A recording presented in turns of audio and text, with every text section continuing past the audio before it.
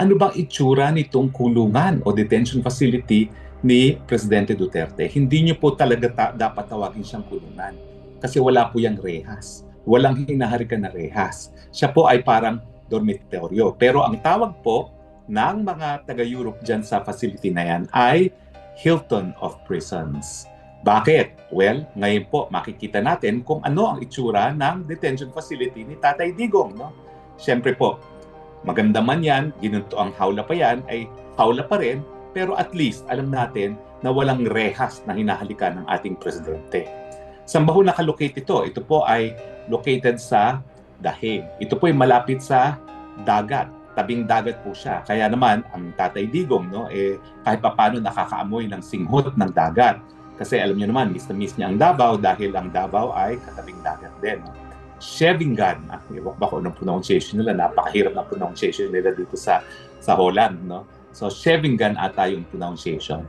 Pero ang tawag po dyan ay Hilton of Prisons. Unang-una, wala pong rehas.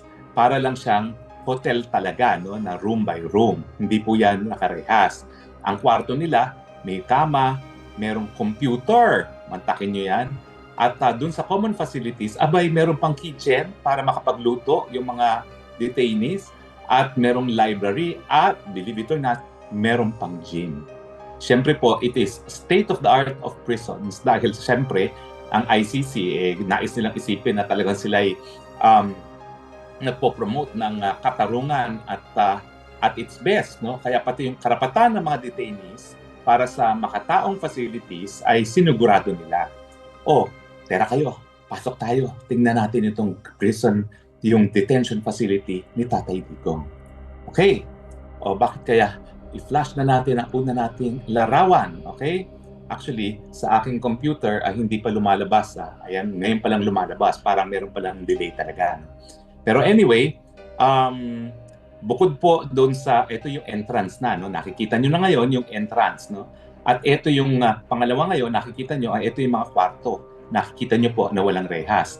Yan po ang kwarto ng mga detainees. No? Ang bilis naman, dahan-dahan lang. No? Ang bilis. Balik mo doon sa detainees. Kwarto muna ng detainees. Napakabilis. Naku, ano ba yan? Anyway, sige, mabilis po yan, pero babalikan natin ulit, ha? Yan yung mga facilities. Pero balikan natin at yan yung hospital. Okay, balikan natin. Okay, una, yan yung common kitchen. Stop. Yan muna yung kwarto. Nakikita nyo po, ha? Wala siyang kasama na ibang detainee.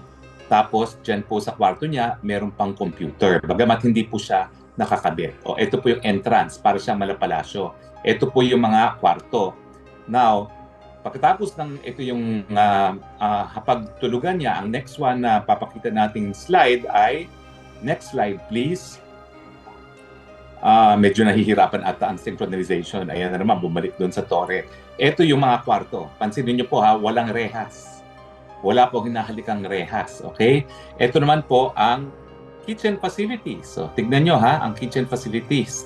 Merong kitchen facilities ang kada room nila. No? Hindi lang kapag kainan, meron pa silang kung magluluto sila, ay pwede silang magluto.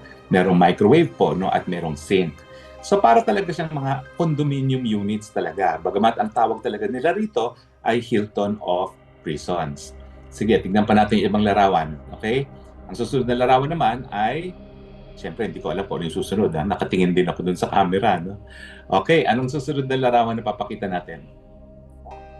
Ang next na larawan ay yung common siguro, yung common facilities. Ito, common facility.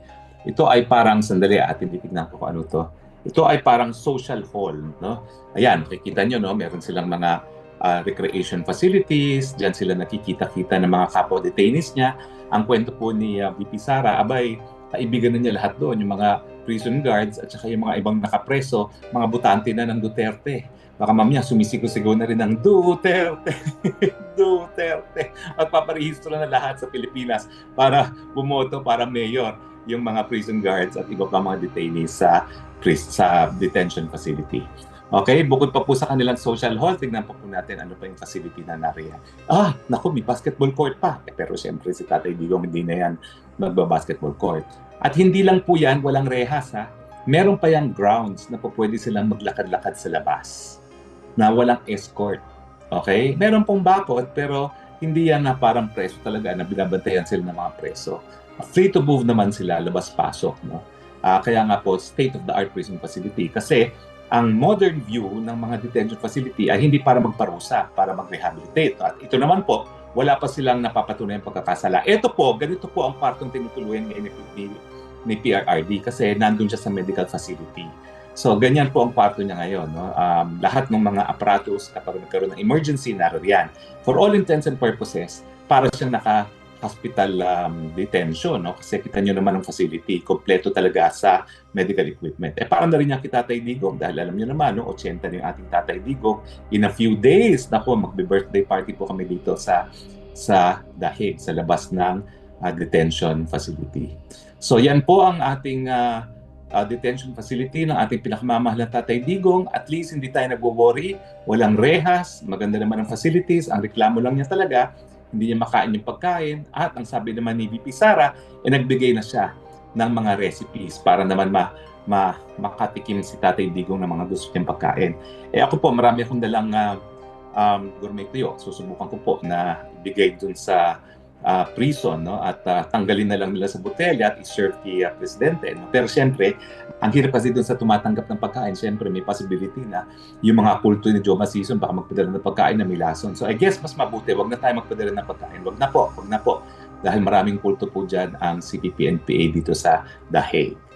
Okay, so yan po ang detention facility ni Presidente Duterte. Hindi po siya prison, detention facility lang talaga, at kung titingnan niyo po talaga, malahotel talaga ang mga facilities. Bagamat, ang sabi nga ni Tatay Digong, gusto na niyang umuwi. Kahit gaano kaganda pa ang kanyang detention facility, syempre, there is only one place that he calls home, and that is the Philippines. Parang ako din po, kahit saan ako naglalamierda, kahit saan ako nag-asylum, ang puso natin pa rin ay nais makauwi sa ating inang bayan, Pilipinas. Kahit magulo pa, kahit polluted pa, yan pa rin ang mahal nating inang bayan.